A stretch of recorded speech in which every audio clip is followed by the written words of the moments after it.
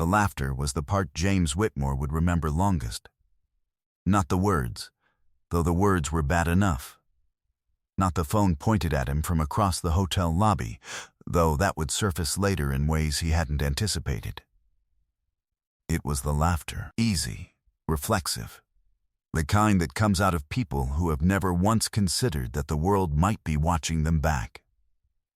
The CEO of Ascent Capital Group stood in the marble atrium of the Grand Meridian Hotel in a bespoke charcoal suit, gesturing at the man sitting against the pillar near the entrance, and said something to the two men beside him that made all three of them laugh the way people laugh when they are absolutely certain they will never be accountable for the sound. The man against the pillar heard every word. He was wearing a worn canvas jacket and 3 days of stubble, and carrying a beaten duffel bag that had seen better years. He looked, to anyone who glanced at him, exactly like what they assumed he was. He was not what they assumed.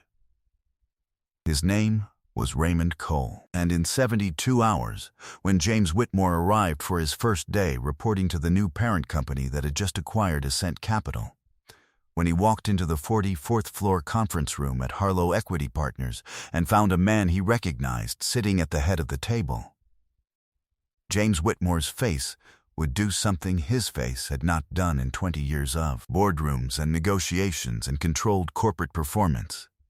It would go completely pale. Go back 3 months.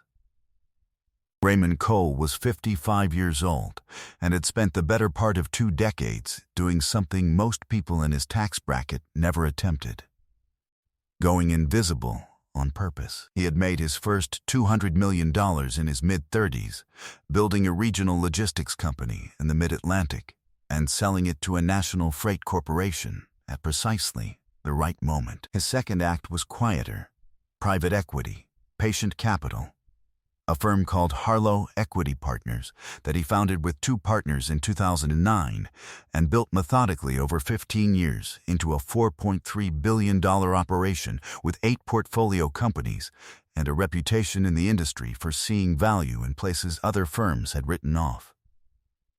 Raymond did not give interviews. He did not seek features. He had no publicist, no social media presence, and an office that looked like a tenured professor's rather than a finance executive's.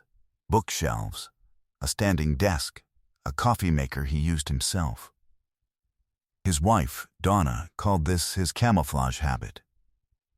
He called it clarity. When you remove the signals of status from the way you move through the world, he had told her once, you learn what the world is actually like. You hear things people don't bother to hide from the furniture. You see how the system treats people who don't announce themselves.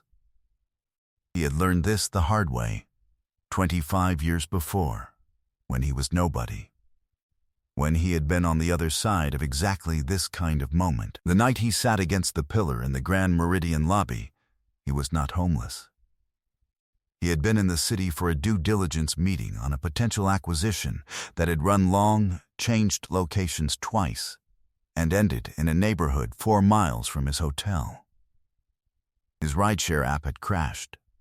His phone battery was at 4%. He had walked 6 blocks in a November drizzle, ducked into the Grand Meridian to charge his phone and wait for a car, and chosen a seat near an outlet by the entrance column.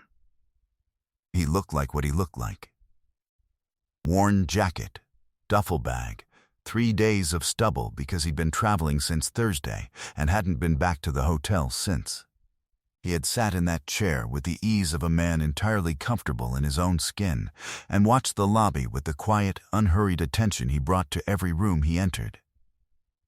He was in the lobby for 22 minutes.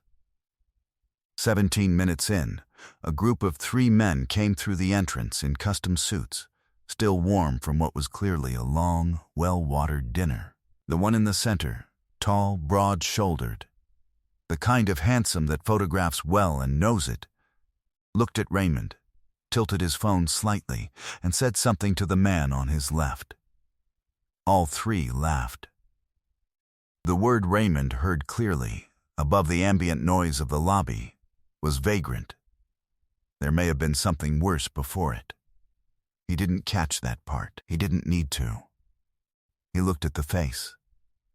He fixed it the way you fix something you expect to need later. Then he looked back at his phone and watched the battery percentage climb. 4%, 6, 8. What he did not know yet, what he would discover 2 days later, when Harlow's acquisition of Ascent Capital Group formally closed and his team briefed him on the executive leadership, was that the man in the charcoal suit was James Whitmore, CEO of the company Raymond had just purchased. The universe, in Raymond Cole's experience, had a very precise sense of proportion. James Whitmore had come up through finance the way a certain kind of man comes up, fast, confident, and largely insulated from the consequences of being wrong. He was 44 years old, son of a Connecticut bond trader, Phillips Exeter, Princeton, Goldman Sachs analyst program. Then a series of positions that each built neatly on the last in the way careers do when the foundation is connections rather than pure merit. Not that James lacked ability. He had genuine talent for reading a room, for presenting numbers with conviction, for making other people feel that his confidence was evidence of accuracy. He was the kind of leader who inspired loyalty through charisma rather than principle. People wanted to be near him because being near him felt like forward motion. He had taken over Ascent Capital Group 4 years ago when the previous CEO departed under difficult circumstances. Ascent was a mid-sized asset management firm, $1.8 billion under management, profitable but not growing, with a reputation in the industry that was solidly middle. James had spent 4 years polishing the surface, better office space, splashier marketing, a culture of visible urgency that felt like ambition and produced, in the numbers, moderate gains. Beneath the surface, Ascent had structural problems, a fee model that was becoming uncompetitive as the industry shifted, a technology infrastructure built in 2013 that had been patched and never rebuilt. 2 senior portfolio managers who were, by any objective measure, underperforming, and whom James kept because he had hired them, and removing them would require admitting that. The firm looked, to a casual observer, like a well-maintained building. To someone who looked at the foundation, it was something else. Harlow Equity Partners had looked at the foundation. The acquisition had been 18 months in the making, and James had known about it for 6 of those months, had in fact welcomed it. Because a Harlow acquisition came with an infusion of capital and resources and the kind of institutional credibility that Ascent's surface polish had never quite manufactured on its own. The deal had been negotiated between Harlow's operating team and Ascent's board. James had met several members of the Harlow leadership throughout the process. He had not met Raymond Cole. This was not an accident. Raymond preferred to enter situations without his reputation preceding him. He liked to observe before he was observed. It was the camouflage habit. It was how he operated. And the due diligence visit to Raymond City, the meeting that had run long, ended in the wrong neighborhood, left him wet and charging his phone in a hotel lobby, had been precisely that kind of trip. A quiet look. An unannounced arrival. An exit made deliberately before his name appeared on any of the meeting calendars. He had gotten a great deal of information on that trip, more than he had expected. The pattern Raymond noticed began in the first briefing Harlow's integration team delivered after the acquisition closed. Every Thursday at 8 in the morning, Ascent's leadership team had a standing review meeting. Raymond attended the first 2 as an observer, a role he had taken by choice, seated at the side of the room rather than the head of the table, asking no questions. James ran the meetings with the polished efficiency of someone who knew how to run meetings, tight agenda, confident framing, a way of handling bad news that made it sound like strategic recalibration. He was good at this. Raymond noted it without sentiment. He also noted other things. In the first meeting, a junior analyst named Priya Kapoor presented a data model she had built, showing the fee structure inefficiencies Raymond's team had flagged. It was meticulous work, the kind that takes real analytical instinct, not just effort. James thanked her, restated her core finding in slightly simpler language as he summarized for the room, and moved on. Nobody asked Priya a follow-up question. She sat back down and opened her laptop. In the second meeting, a portfolio manager named Derek Osai proposed a restructuring of the two underperforming book, specific, well-reasoned, with supporting numbers.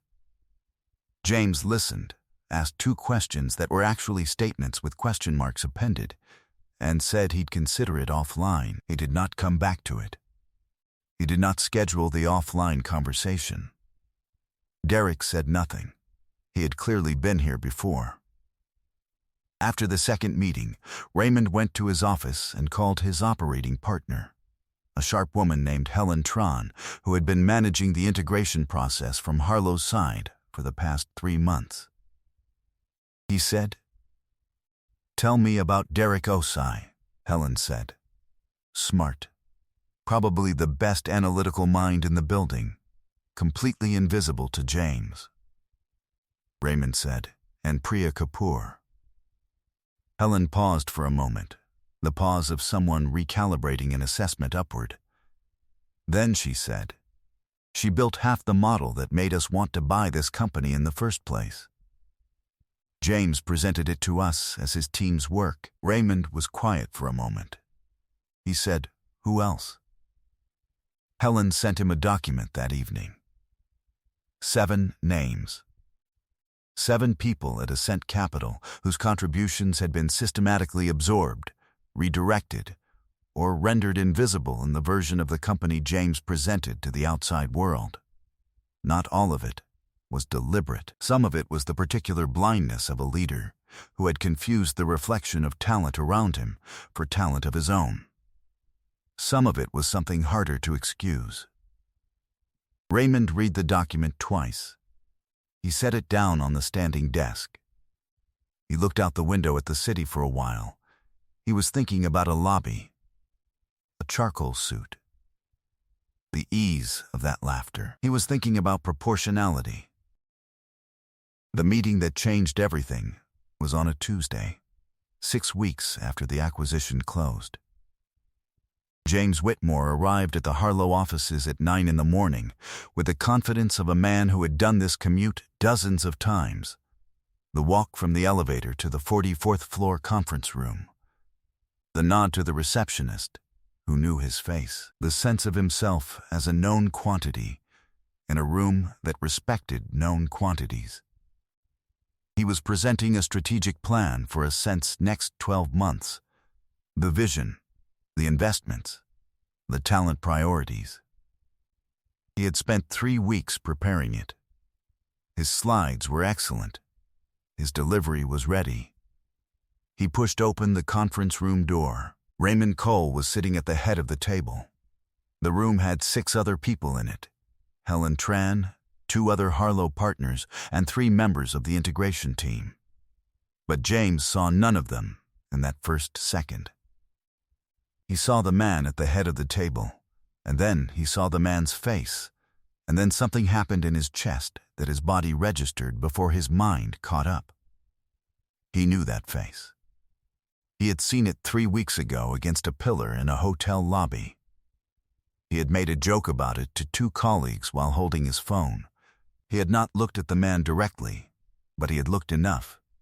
And the brain, even the brain of someone who has never had to think carefully about who might be watching, does not always forget what it has seen. Raymond let the recognition land. He did not rush it. He waited while James stood in the doorway for 2 seconds that felt like significantly longer. And then he said, with the measured ease of a man in full possession of a room, "James, please come in." James came in. He sat down at the seat that had been prepared for him, midway down the table, not at the head, the position of someone presenting rather than convening. He placed his laptop on the table and opened it with hands that were steady enough for anyone who wasn't watching closely. Raymond was watching closely. The presentation started. James was good. He was genuinely, professionally good, and for the first 20 minutes, the quality of his preparation partially outran the situation. The data was real. The strategy had merit. The slides were clean and well-sequenced, and his delivery was the delivery of a man who had stood in rooms like this one many times and always left them mostly intact. Raymond watched and took no notes and asked no questions. And James, reading the room as he always read rooms, took the silence for attention and the attention for approval. He reached slide 14, the talent section. Raymond said, "Stop there a moment." James stopped. The room shifted, the particular shift that happens when everyone present realizes simultaneously that the dynamic they thought they were in is not the dynamic they're actually in. Raymond looked at the slide. 7 names. He let the silence work for a moment, the way a specific kind of patience always works. Not as hesitation, but as compression, the quiet before something lands with full weight. Then he said, "Walk me through how you selected these 7. James explained. Growth potential, client relationships, institutional knowledge, leadership qualities.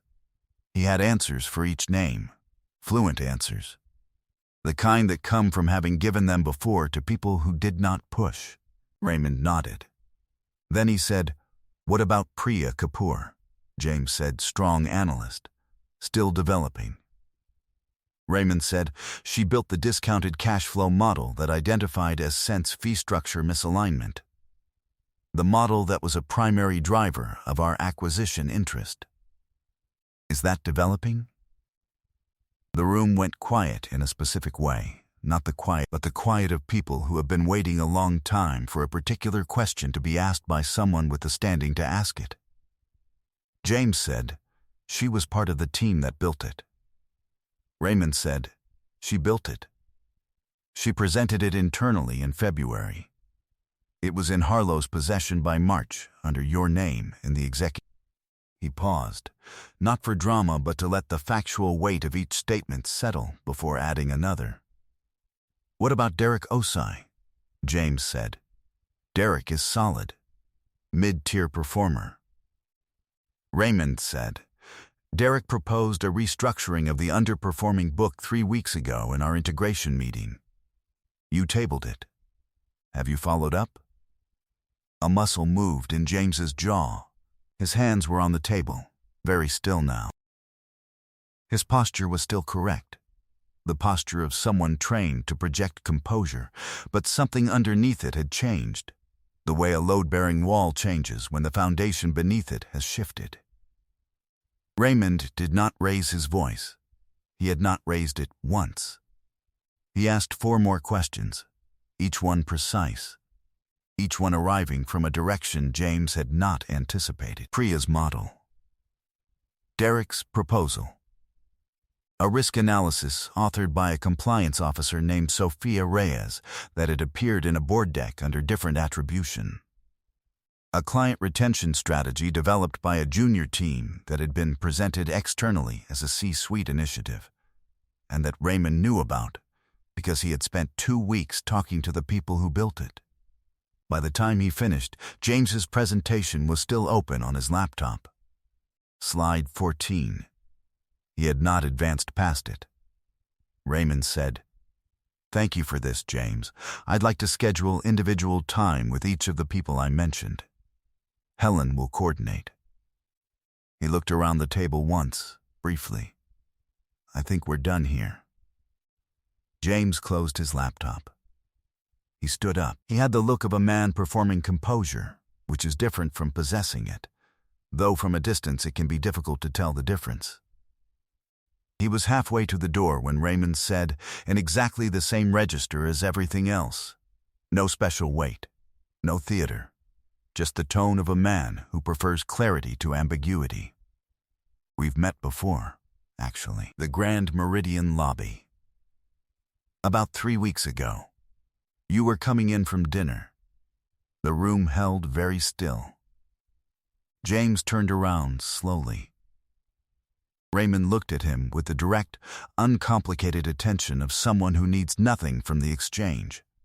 No apology, no performance of shame, no particular resolution. He simply needed the other person to understand that they had been seen, completely, from the beginning, long before this room. He said, "People look different depending on what you're told to expect first. I found it useful, over the years, to try not to be told." He let the silence finish the sentence. James said nothing. There was nothing adequate to say. He left. The restructuring of Ascent Capital Group under Harlow's integration plan took 4 months. James Whitmore's role was redefined, not eliminated. Raymond was not punitive by nature, and James had real skills that the organization could use. But the scope changed. He was moved to a client development position that suited his strengths, his ease in rooms, his polish, his genuine talent for relationship management, and removed from the decisions that had required a quality of judgment he had not demonstrated. His title remained senior. His authority was precisely circumscribed. He accepted this with the self-awareness of a man who understood that the alternative had been worse, and that he had, in some way he was still processing, earned exactly this. Derek Osai's restructuring proposal was implemented. Within 2 quarters, the underperforming book had stabilized and was trending upward. Priya Kapoor was promoted to Director of Quantitative Strategy, a title and a salary that matched what she had been producing for the previous 3 years without recognition. Sophia Reyes was made Chief Risk Officer. Raymond convened a full team meeting on his 2nd month at Ascent, where he said, with no preamble and no softening, that the firm's attribution practices were going to change, that credit would follow work, and that anyone who found this principle difficult to operate under was welcome to discuss it with him directly. Nobody requested that conversation. The culture changed with the speed that cultures change when the person at the top actually means what they say, which is to say, faster than anyone expected and slower than the people who had been waiting years for it would have preferred. Both things were true at once. 6 months after the Tuesday meeting, Raymond Cole arrived at the Ascent Capital offices early on a Monday morning. He did this sometimes, arrived before the day began, walked the floor, made coffee in the break room, talked to whoever was there. The administrative assistants, the IT staff resetting a workstation, the analyst staying late or arriving early, who was surprised to find the managing partner of the parent company refilling the coffee maker. He said good morning. He asked their names. He used their names in the sentence after that. This was not a management philosophy or a practice technique. It was what he had always done, what his mother had taught him to do in a South Side neighborhood 30 years before, when she told him that every person you pass is carrying something you can't see, and the least you can do is look at them like they're there. Priya Kapoor passed him in the hallway that Monday morning, carrying a research brief and a coffee. She said good morning and used his name. He asked how the new model was coming. She told him, specifically, directly, without the careful hedging that people use when they are not sure if they're allowed to take up space, like someone who knew she was allowed. He listened all the way to the end. Because the thing Raymond Cole had understood for a long time, the thing that had built $3 billion in patient capital over 15 years, the thing that had sent him to sit in hotel lobbies and attend meetings unannounced and read every document himself, was that the people doing the actual work were always the first to know when something was wrong and the last to be asked. You just had to be willing to listen, and you had to be willing to sit against a pillar in a lobby sometimes, looking like nothing, while the world showed you exactly who it was.